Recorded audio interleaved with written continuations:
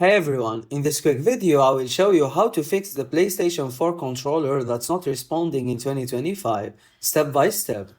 Step 1. Check the basics. Make sure your controller is charged. Plug into the PlayStation 4 with a USB cable and press the PlayStation button.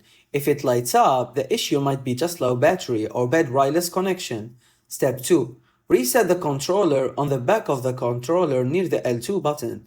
There is a tiny reset hole. Use a paper clip to press it for 5 seconds. Then reconnect the controller with a USB cable and press the PS button.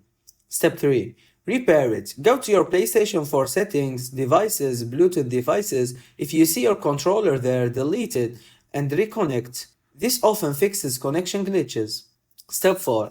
Check the USB cable and port.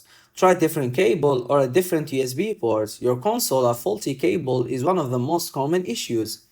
If nothing works, restart your PlayStation 4 completely, turn it off and plug the power cord for 13 seconds, then plug it back and retry. Pro tip, if your controller still doesn't respond, it might be a hardware issue. If that's the case, try testing it on another PlayStation 4 or even a computer to confirm. And that's it. Charge, reset, repair, and test. 9 times out of 10, one of these steps gets your controller working again. Thank you everyone for watching.